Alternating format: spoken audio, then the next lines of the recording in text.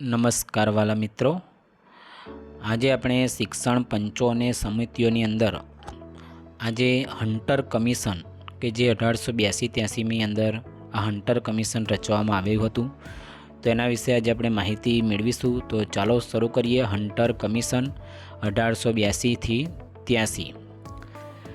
તો એમાં જોઈએ તો Hunter education commission viceroy Lord Ripon દ્વારા 1854ના વુડ ડિસ્પેચના બિન અમલીકરણ અંગેની ફરિયાદોની તપાસ, બ્રિટિશ પ્રદેશોમાં પ્રાથમિક શિક્ષણની વર્તમાન સ્થિતિ અને તેને વિસ્તારવા અને સુધારવાના માર્ગો સૂચવવાના લક્ષ્યો સાથે નિયુક્ત એક કમિશન હતું. ખાસ આપણે યાદ રાખીશું કે જે હન્ટર એજ્યુકેશન કમિશન એ વાઇસરોય લોર્ડ રિપન દ્વારા 1854માં વુડ્સ ડિસ્પેચના બિન અમલીકરણ અંગેની ફરિયાદોની તપાસ, બ્રિટિશ પ્રદેશોમાં પ્રાથમિક શિક્ષણની વર્તમાન સ્થિતિ અને તેને વિસ્તારવા અને સુધારવાના માર્ગો સૂચવવાના લક્ષ્યો સાથે આ કમિશન નિયુક્ત કરવામાં આવ્યું હતું.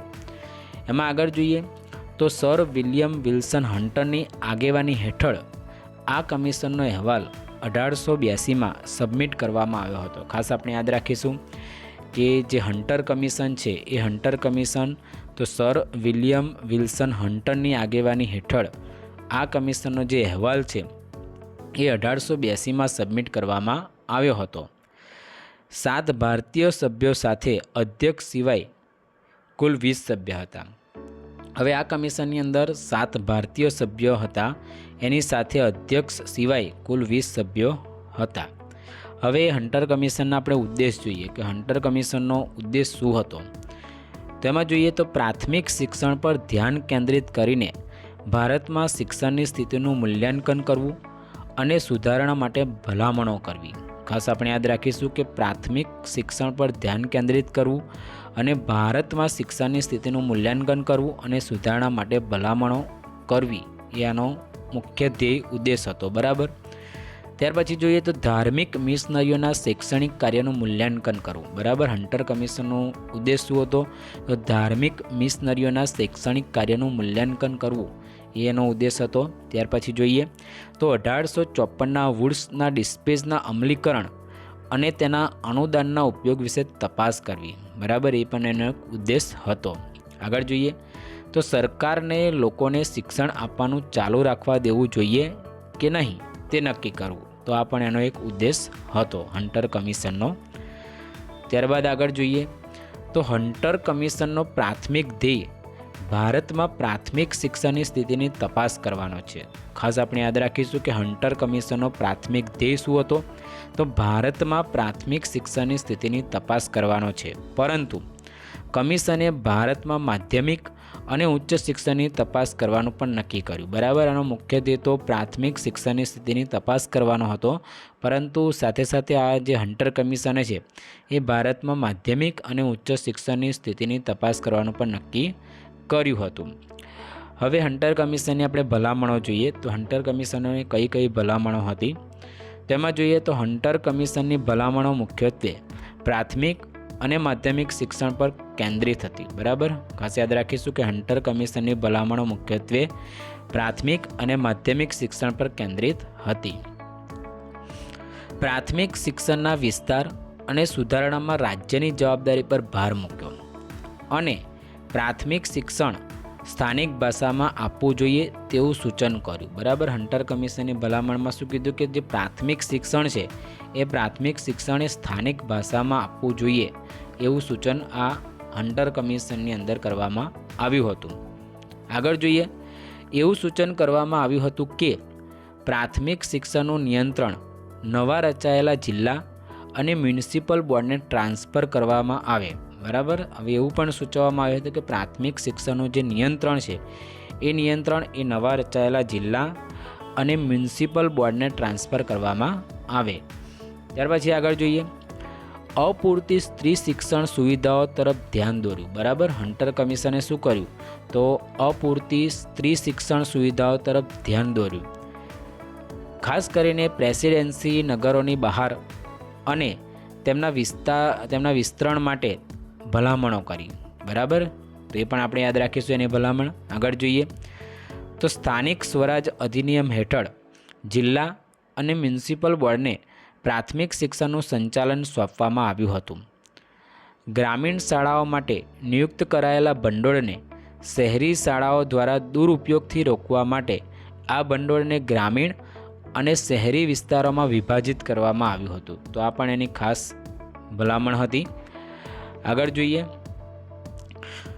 તો ખાનગી પક્ષોએ સરકાર દ્વારા પૂરા પાડવામાં આવેલ ભંડોળ સાથે માધ્યમિક શાળાઓની સ્થાપના કરવાની હતી. ખાસ યાદ રાખીશું કે ખાનગી પક્ષોએ સરકાર દ્વારા પૂરા પાડવામાં આવેલ ભંડોળ સાથે માધ્યમિક શાળાઓની સ્થાપના કરવાની હતી.